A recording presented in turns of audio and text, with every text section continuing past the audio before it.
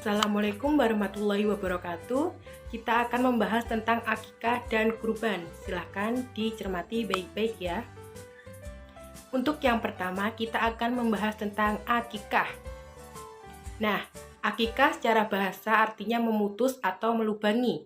Secara syariat, akikah bermakna penyembelihan kambing atau domba sebagai tanda syukur kepada Allah SWT atas lahirnya seorang anak, baik laki-laki maupun perempuan. Akikah yang paling utama dilaksanakan pada hari ke-7 setelah kelahiran anak.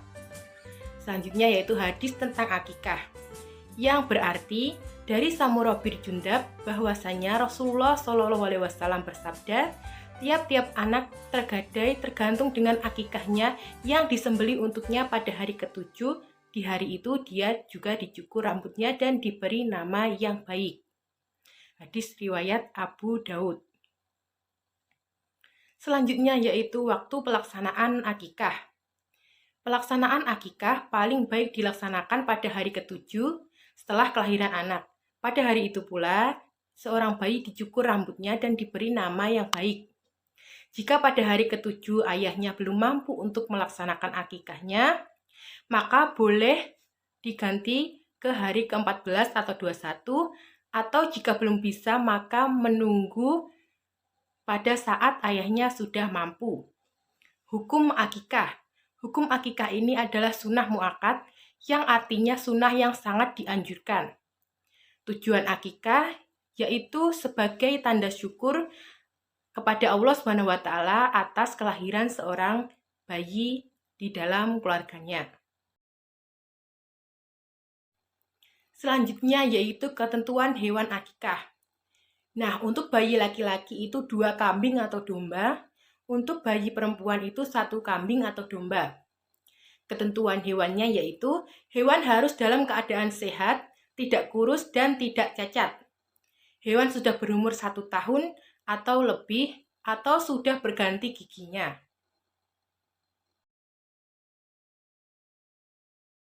Selanjutnya yaitu pembagian daging akikah. Daging akikah berbeda dengan daging kurban. Daging akikah ini dibagikan dalam bentuk yang sudah matang atau sudah dimasak. Orang tua boleh memakannya atau menghadiahkannya kepada kerabat, sahabat, dan lain-lain. Menghadiahkan sebagian dagingnya kepada kaum muslimin juga boleh. Boleh mengundang tetangga atau kerabat untuk menyantapnya juga.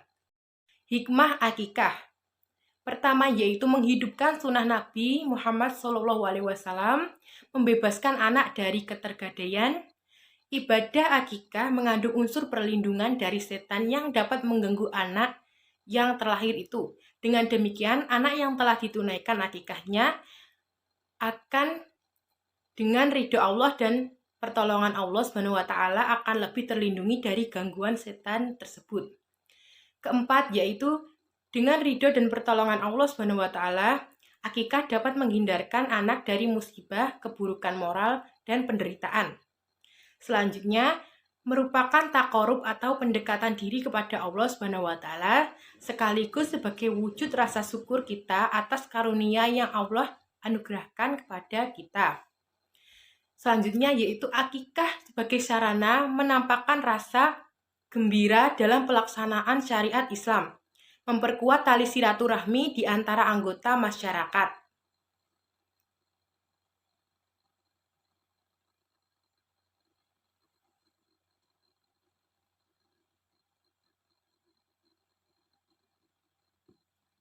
Selanjutnya kita akan membahas tentang kurban.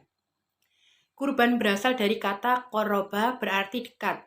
Kurban secara syariat bermakna ibadah dalam bentuk melaksanakan penyembelihan hewan tertentu atas dasar perintah Allah SWT dengan petunjuk Rasulullah SAW dengan harapan dapat mendekatkan diri kepada Allah SWT.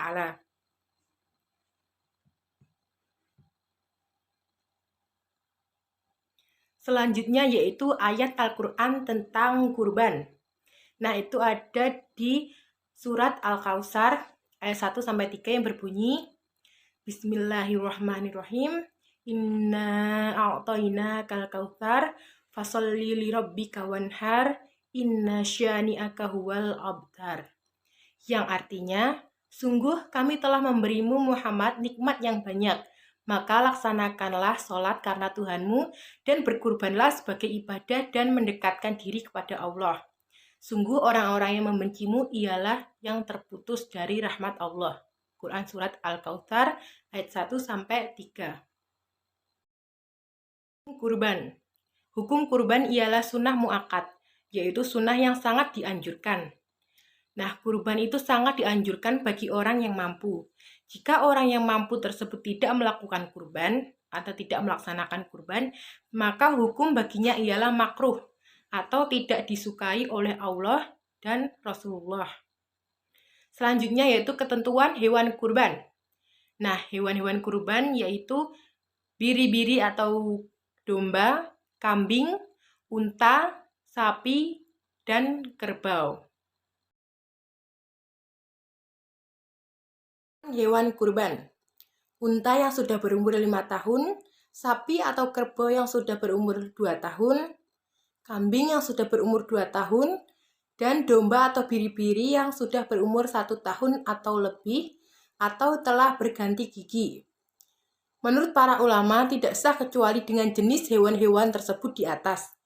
Di samping memenuhi ketentuan umur, binatang-binatang itu harus sehat, organ tubuhnya lengkap, tanduknya tidak patah, tidak buta matanya, tidak pincang, tidak sakit atau cacat, dan tidak kurus kering. Selanjutnya, waktu penyembelihan kurban. Waktu penyembelihan kurban ialah setelah sholat Idul Adha, yaitu tanggal 10 Dzulhijjah dan 3 hari tasyrik, tanggal 11, 12, dan 13 Dzulhijjah.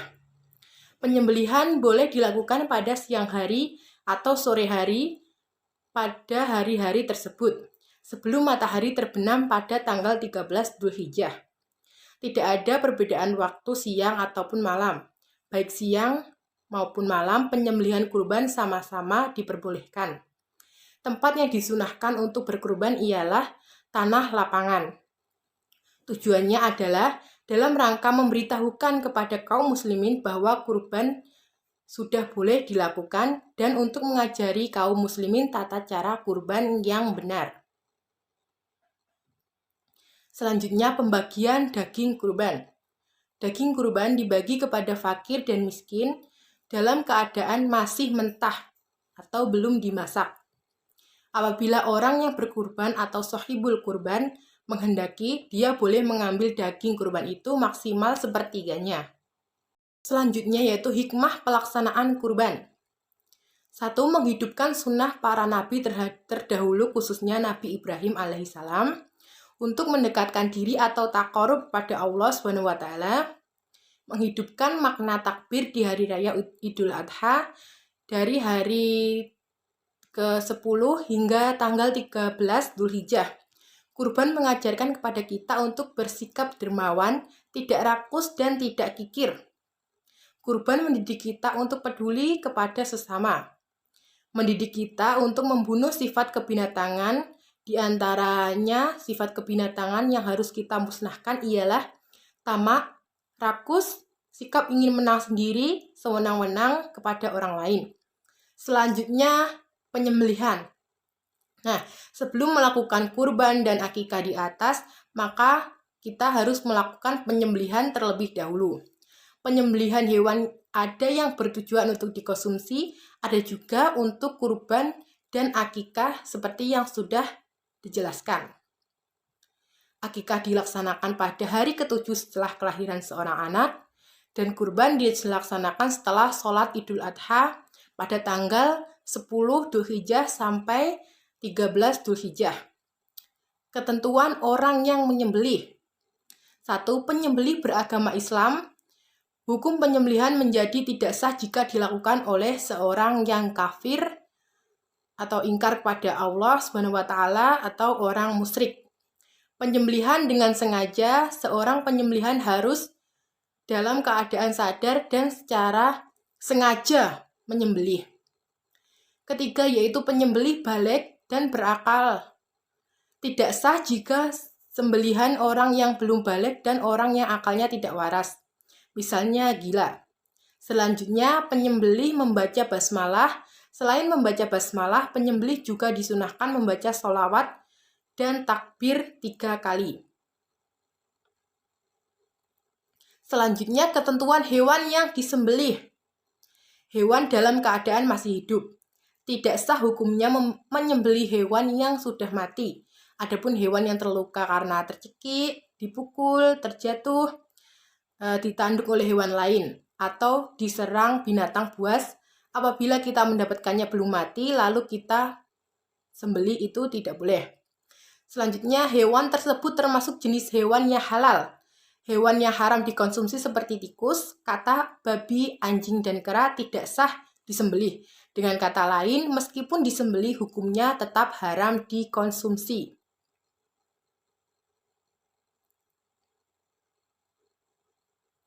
Selanjutnya kita membahas tentang ketentuan alat untuk menyembelih.